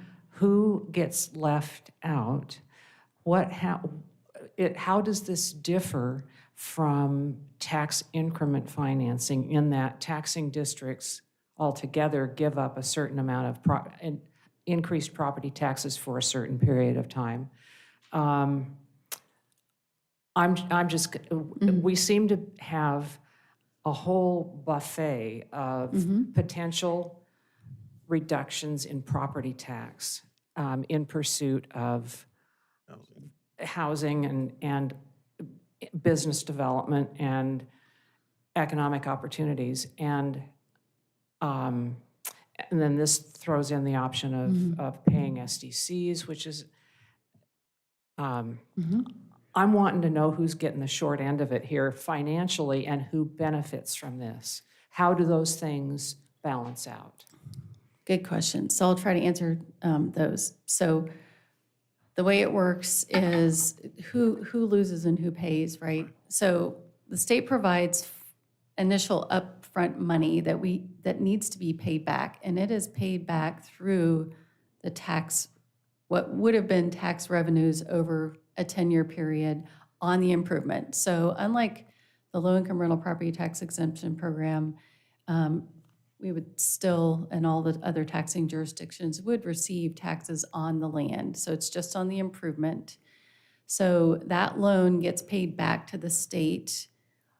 We would lose 10 years of whatever that tax would have been on the improvement, the county and the school district. The fire districts are exempt from this, so they're excluded from that. It's a little complication. So who benefits? Well, the city could benefit. I mean, providing needed housing types. What I like about this program is that it's not restricted to rental property. It's a larger affordability range, so it can be customized to really what our housing needs are, the gap in what we're seeing in the marketplace, if done right, and also Oregon Housing and Community Services Department, they're reviewing this pro forma. They are experts in this, and they're like, yeah, this project is viable. They're demonstrating the gap, so that there's a lot less pressure on us. But, you know, is the loss in 10 years of property taxes on that improvement value only worth it for the type of housing that might be provided in our marketplace, and how many households would benefit from it? That's a cost analysis that, you know, all of these tools are presenting you with. This tool has a shorter time frame than the statutory limit, or the statutory amount that we have to have in the low-income property tax exemption program. But again, each tool is a little bit different. This is similar to the MUPD. It's just, this is housing focused. It doesn't necessarily have to be within a certain radius of a transit station. It also really, I think, would be a program that would support homeownership housing, where other programs don't seem to do that. But again, what's great about this too is you can decide, we want to support all of the housing, or a wedge, or an income range. You know, it can be adjusted. And then we would have to develop an application package that would be based on our local eligibility criteria on top of the state's. So I know I hope I answered a few of your questions, but it's a grant to the applicant and to the project. They are still kind of paying taxes. The amount that they are paying, which they would have paid in taxes, is just going to repay that loan. So it's a grant and a loan program. And we end up not having to worry necessarily about the money, other than we hold the money, we provide the money, and then the county does a lot of the calculations, collecting the money, and then it gets sent back to the state to repay that loan. You mentioned that fire districts get their money anyway, and I remember seeing something in there that local option levies are paid as well. So our public safety levy would be paid. Yeah, I believe so. I'd have to double check that. Yeah, just basic property taxes on the new improvements. Right. The taxes on the land would be paid. And we receded, you know, so it wouldn't change the status quo, similar to an urban renewal district where you still get all the money on the current value, and then it's just on that improved value. And this has a set time limit. And really, the applicant has to demonstrate that gap in need. So there's that added plus to it, and that analysis by Oregon Housing and Community Services staff, which is, I think, you know, it's like a free service that is being provided to us. Whereas, you know, we might have to hire a consultant to figure out, oh, do they really have a gap in demand if we're not trained to identify that? So thank you for the were there any explanation. other questions that I might have missed? She answered the fire question. Yeah. Okay. Councilor Montague? I just had a comment. I did think that this was pretty complicated, but it does sound like this could give us an opportunity to have a tool that might fill some of the gaps that we currently have. I like the idea of having another tool that, hey, here's a gap here, we could utilize this one. So yeah, I'm saying go ahead and look at it when you can. Good with that, Council? All right, so we'll get back to you. I'm not sure when, but knowing that we are planning to come back after the budget gets adopted anyway, we will schedule a work session if we get support from our taxing jurisdictions. Thank you. Thank you. And if you need help with those discussions, let us know. Thank you. Next, item 10 on your agenda, exemption from competitive bidding and special procurement for financial consultation services. Deputy City Manager Kayla Barbara Parada speaking with us on page 99 and 102 in your packet. Good evening, Council. I will not have a presentation today, so we don't need to worry about any technology here. So I'm going to try to make this pretty straightforward for you. Tonight, we are looking to award a contract to Marina and Company LLC for services to complete our 2024 financials. For some background, as you know, the city is delayed on both 2023 and 2024. We did engage Marina back in January to complete our 2023 financials, and I'm excited to say those are complete and over to our auditors now. Yes, do a very happy clap right there for that. But as we're looking forward, we are pressed up against a deadline to get 2024 done as well. We do need that completed by the end of this fiscal year.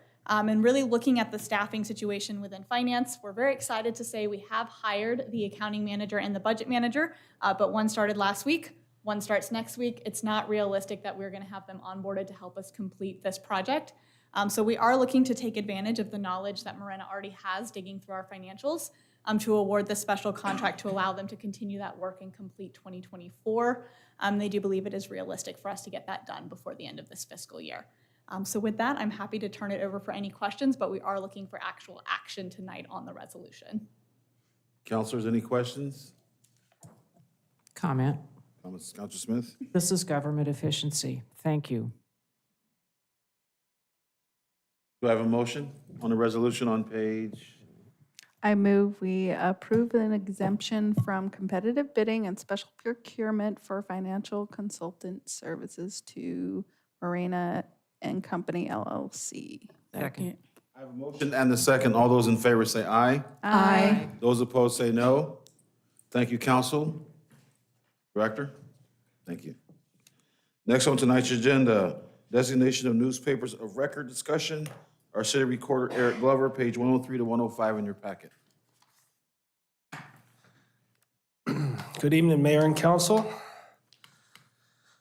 So the item tonight is just a brief introduction over a request to designate an additional newspaper of record. For many years, we have used the Albany Democrat Herald and Gazette Times, as well as the DJC, or the Daily Journal of Commerce. It is a specific financial procurement type of publication. The request tonight, though, is to add the Statesman Journal as an additional newspaper of record. Staff has observed that the printing timeframes for the Democrat Herald have been declining recently, and we've had some delays with getting affidavits of publication. It's not to say that we are not going to be using the DH, it's just that it gives us an additional option through the Statesman Journal.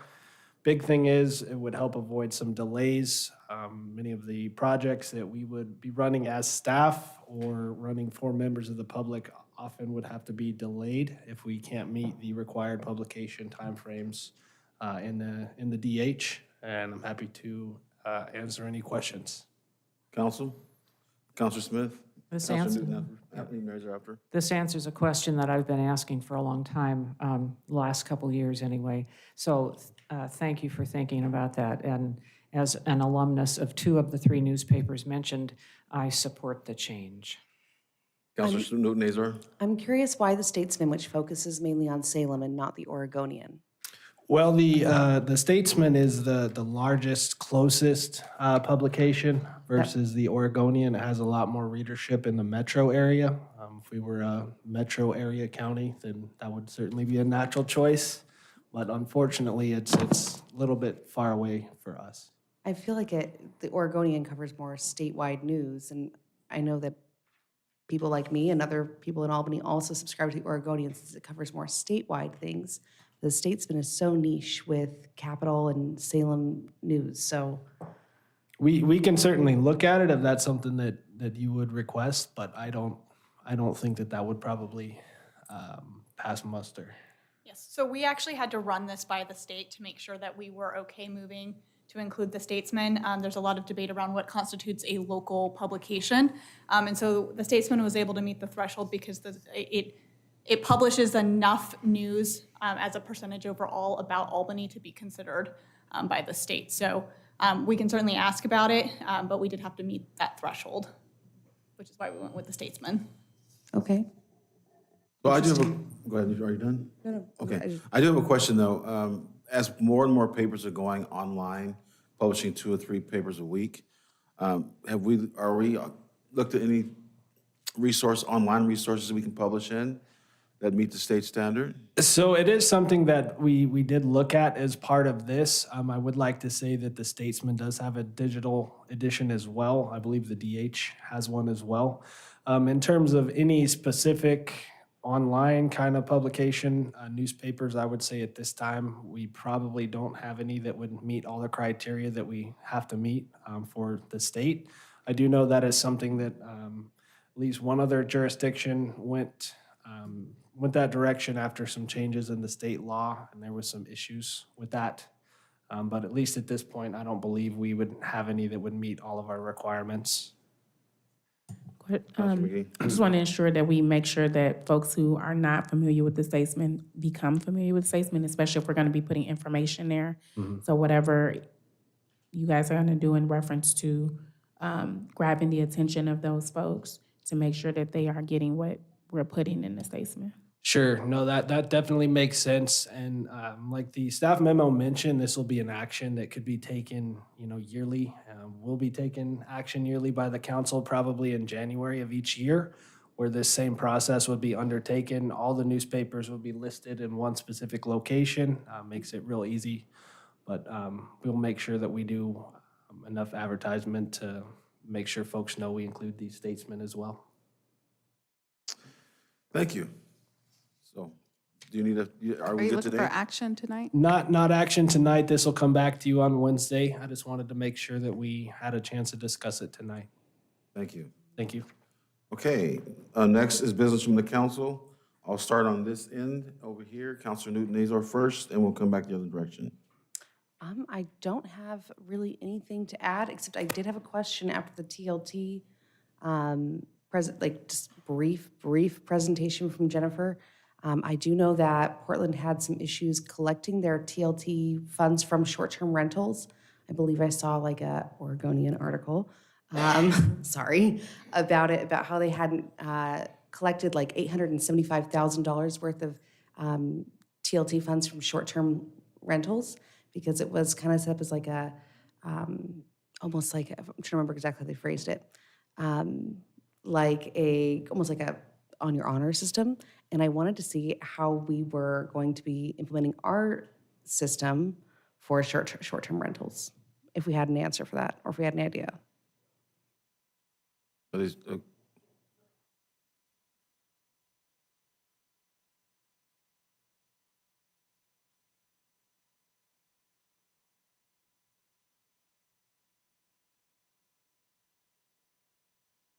Thank you. So to answer that question right now, we are currently working with a third party. We're working through the mechanics of getting set up right now, but identifying the short-term rentals that are currently in existence in Albany. Part of that then will be the enforcement. Once we know who they are, then we can go forward and are they paying the appropriate taxes.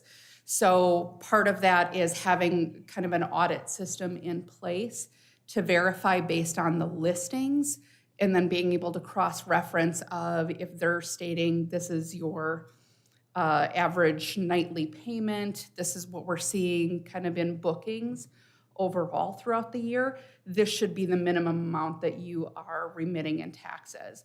So that's kind of more detail, but all that to say that with the programs that we're currently working with, there will be an audit system in place versus just an on your honor that we'll be able to then go back, and the current code allows for us to be able to go back. They have a remittance deadline, and then being able to charge penalties for those that don't. Okay, thank you. That it, Counselor? That's all I have. Counselor McLeod? Yes, thank you. On March 28th, I attended the Ben Palmer Comedy Show at Lynn Benton Community College. That was a great opportunity to engage with our college residents in Ward 2. Also, this Saturday is the I Swim for Kids Swim-a-thon, benefiting the Albany Public Schools Foundation's classroom grants at the Albany Community Pool. My daughter will be in attendance and is looking forward to doing that. More information can be found at albanypsf.org. Lastly, I have a personal announcement. I wanted to let everyone know that I will be getting married this summer. And I will be, thank you. I will be getting married to local professional educator Will Andrews. Our rings are being custom made by local jeweler Sid Stevens. And Counselor Newton Azor has been asked to officiate a small private ceremony for us. And she has graciously agreed. Reception invites are forthcoming, and I wanted to let everyone know I have no immediate plans to change my last name. So that's it. Thank you. Well done, good news. Counselor McGee? Just two things. I have my new intern here that is in the building, Maria Rice, so we'll be seeing her student at LBCC. We'll be seeing a lot of her. And I will be participating in Culture Day at West Albany High School on this week, Friday. Excellent, thank you. Culture Day and intern. Okay, Counselor Smith. 4 items. It was 3, but now it's 4. On my way to Corvallis last week, I happened to go by the Taquina Landing cleanup on Highway 20 and wanted to thank everybody who was involved in that for cleaning up a big mess, a couple of big messes. That was a lot of work. I know it took a lot of time to coordinate that and get the appropriate number of people to help out, but thank you for doing that. Item number 2, a resident of my neighborhood had a serious sewer problem this last week. It's horrible when you can't flush. And she qualified for the sewer lateral replacement program. Thank goodness we have that in place. Doesn't get used very often, but it's there when you need it. And I'm grateful to Public Works for keeping that in the budget. Number 3, I'm really impressed with the new font that we're using for staff memos. I like the format of the memos as well. Things have been rearranged. It's really easy to understand and very easy to read. That font is wonderful, so thank you. And I had an exchange with Kayla about that. It's part of our ongoing efforts to meet the requirements of the Americans with Disabilities Act, as well as just making a more sensible staff memo. So thank you for making many lives happier. Number 4, this is my history lesson for the meeting. It will be brief. There was a time when the Statesman Journal was a determined and eager regional newspaper covering Lynn Benton, Polk, Yamhill, and Marion counties. They had bureau offices in various places, and that's what brought me to Albany. I was the Albany bureau of the Statesman Journal for 7 years. So they kind of have gone hot and cold about what they want to cover and what they don't want to cover, and so things shrank and expanded a few times, and I think it's been just on a shrinking trajectory for some time. But I do have neighbors who subscribe to the Statesman Journal, former state employees who work there. I know people still read it, and I like the having, it's like belt and suspenders for public notices. We need the extra options, and so there you have it. I'm done. Thank you. Counselor Montague? As I also think that the SLURP program is awesome as a recipient of that service, but other than that, Slurp? sewer lateral lateral. Oh, sewer line, okay, I'm like, replacement what? Program, SLURP. Yeah, try not to think about it too much. But that's all I had. Thank you. Counselor Thompson? Thank you. I have a couple things, and I'll get more for Wednesday night, but the InfoWare Merit Contest, I'll have the finalist checks selected by Wednesday morning, and I'll be turning those over to Matt Harrington. And so I'll be picking the children for that contest. And then I don't know if all of you were there or had a chance to go. The library every year has done a tiny art program. It was fascinating looking at what people can do with 3x3 blocks of canvas. And I know, I think Matt Harrington participated in that, but there was over 200 pieces of art, and it was hard to choose my favorite grouping of art pieces. And it was just, my wife and I spent maybe an hour and a half going through, taking pictures, looking at each other's stuff together. I chose better than she did, that's what I'm saying. But she probably tell you something different, but it was I think everyone should get a chance to see those. There was a lot of great work by older folks, younger folks, children, and it was really nice to see the kids' eyes light up when they walked and said, "Mom, this is mine right here." I'm like, "Well, thank you, I appreciate that." But there was a really great event at the library, so I want to thank Eric for that. And then yesterday, I was shopping at Safeway. Was it Safeway or Fred? It was Safeway.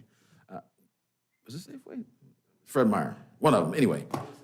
Safeway. So Jay Burcham stopped me and said, I want to let you know that I want to let Peter know and staff know that he really appreciated the work being done on the cleanup on 20. He was really excited. He said he really appreciates when government works for the community and shows the community and gets stuff done on behalf of the community. So thank you for that. And with that, I will then turn it over to the city manager. Thank you, Mayor. I just have one thing for you this evening. It's the council's practice, or recently, council has expressed an interest in meeting on a somewhat regular basis with our two counties' commissions and the Gap School Board. For a while now, Eric Glover has been working on scheduling a meeting with the Benton County Commission. Your last meeting with them was in 2023, and if you'll recall, early in 24, you had a meeting with the Lynn County Board. So Eric has, and of course, this is something that has to be mutually agreed upon with respect to dates. So Eric has managed to arrange a meeting for the 21st of this month. And that's at your normal work session time, 4 p.m. But you'll get a chance to go down to the Calapooya building in Corvallis, where the Benton County Commission meets. So again, that's only 2 weeks from today, so that's the 21st. We're working on trying to put together an agenda. If you have anything that you would like to discuss with the Benton County Commission, I would invite you to send me or Eric an email or better yet, call us. And that's all I have, Mayor. Thank you. Thank you very much, Peter, for that. And with that, I will adjourn the meeting. I will see you all Wednesday night at 6 p.m. Thank you for being here this evening.